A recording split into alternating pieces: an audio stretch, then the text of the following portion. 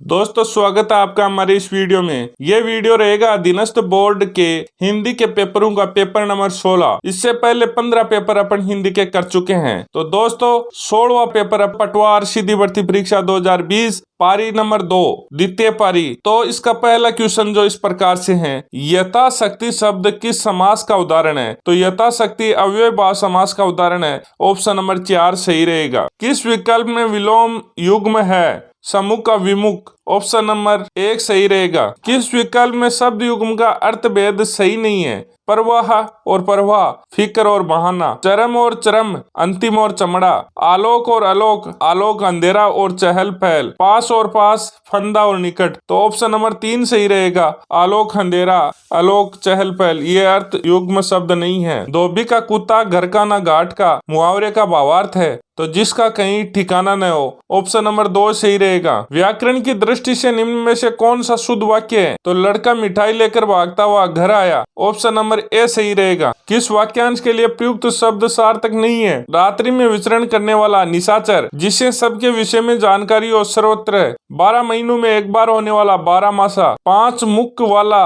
पंचानन। तो option number 3 सही रहेगा। निम्नलिखित शब्दों पर विचार कीजिए। सवारना, श्रीमती, स्थायित्व, उल्लंघन। तो ये उल्लंघन गलत है और बाकी तीनों सही है। तो ऑप्शन नंबर ए सही रहेगा। 1, 2 और 3। निम्न में से किस शब्द का संधि विच्छेद सही नहीं है? युधिष्ठिर, युद्ध प्लस इष्टर। ऑप्शन नंबर ए सही रहेगा। किस विकल्प के सभी शब्द परस्पर पर्यायवाची नहीं है? पुत्री, सुता और तन्य, गंगा, भागीरथी और मंदाकिनी, तलवार, शमशीर, 80, रवि, भास्कर और दिनकर। तो इसका ऑप्शन नंबर ए सही रहेगा। पुत्री, सुता और तन्य। निम्न में से किस विकल्प के सभी शब्दों में उपसर्ग और प्रत्यय दोनों का प्रयोग हुआ है? अलौकिकता और प्रशासनिक। ऑप्शन नंबर 3 सही रहेगा। ये पटवार परी का अपन वैसे तीसरा पेपर कर रहे हैं, तो इनके क्वेश्चनों से पता चलता है कि एक एग्जाम की सभी पारियों में क्वेश्चन वो एक हिसाब से आ रहे हैं। जैसे प्रत्यय और उपसर्ग का इसमें पूछा है, तो इससे पहले 2 कर चुके हैं, उन्हीं में भी उन्होंने इसी हिसाब से पूछा है। तो दोस्तों अगर आप बोर्ड के पुराने पेपर पढ़ते हैं तो आपको ये पता चलता है कि पेपर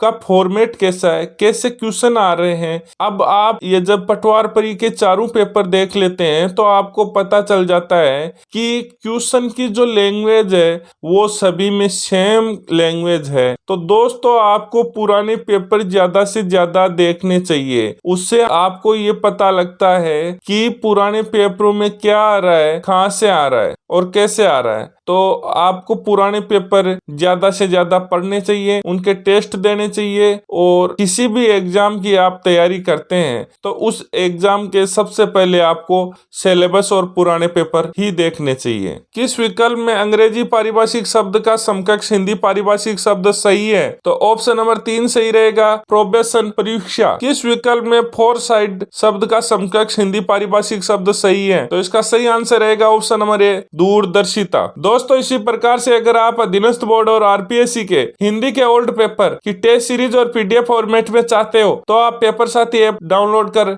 वहां से देख सकते हैं। जय हिंद, जय भारत।